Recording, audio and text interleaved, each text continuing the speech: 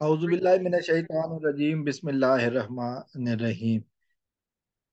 मुझे इस भंवर में लाकर छोड़ गया वो एक शख्स जिस पे मैंने उम्मीदें बहुत लगाई थी।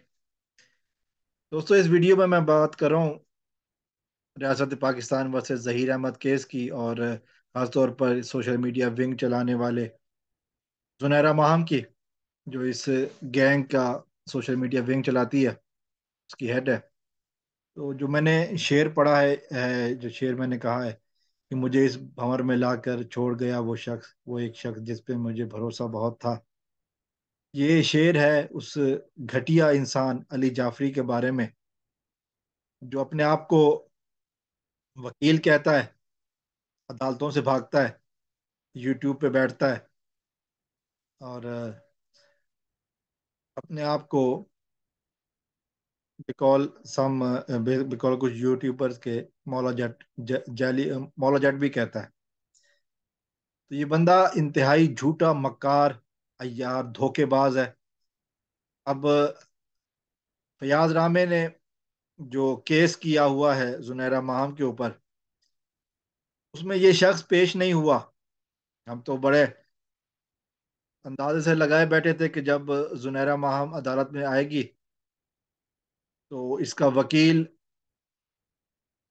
अली जाफरी होगा, क्योंकि वो अपने आप को वकील कहता है। और बहुत सारी ऐसी बातें हैं जुनैरा माहम की जिस पे वो उसका साथ देता है, लेकिन ऐसा नहीं हुआ। ऐसा बिल्कुल भी नहीं हुआ। और हैरानगी की बात यह है कि जुनैरा माहम तो अदालतों में पेश हुई, लेकिन उसके साथ कोई और खातून थी, लेकिन अली जाफरी नहीं था। तो टाइम तो खैर मिल गया उसको। जनवरी में चली गई बात, लेकिन अली जाफरी नहीं था। 7 जनवरी तक बात चली गई है, लेकिन उसका वकील अली जाफरी नहीं था। हमने देखा है कि इस्लामाबाद में भी एक वीडियो जो इन्होंने दिखाई थी अदालत में, उसके खिलाफ भी पैमरा में दरखास्त चली गई है। और फिर कराची में भी इनके लिए बुरी खबरें आ रही हैं। जनवरी के महीने में मेहदी काजमी साहब का भी केस शुरू होना है, और फयाज रामे का तो केस शुरू हो चुका है। तो सवाल ये है कि अली जाफरी क्यों नहीं आया? वो शख्स जो यूट्यूब पे बैठकर बड़के मार सकता है, वो शख्स जो घटिया बातें कर सकता है, घटिया बातें करके अपनी परवरिश का नमूना पेश कर सकता है, वो शख्स क्यों नहीं आया?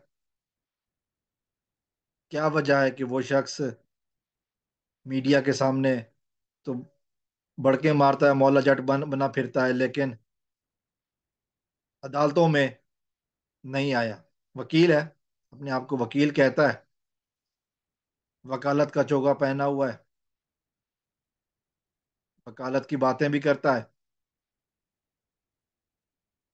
यूट्यूब पर बैठकर लाइव सेशन में कमसन बच्ची के वालिद की तस्दीक भी करता है, लेकिन मैदान अमल में कोई पीछे हो गया, बुजदिल चूहे की तरह किसी बिल में घुस गया। सवाल ये है कि वो किधर गया, क्यों नहीं आया सामने? फिर वही बात के सच्चा होता तो सामने आता। अब उसको पता है कि लीगल फैटेलिटी के खिलाफ वो जाएगा तो फिर उसका क्या हाल होगा, वो खूब जानता है।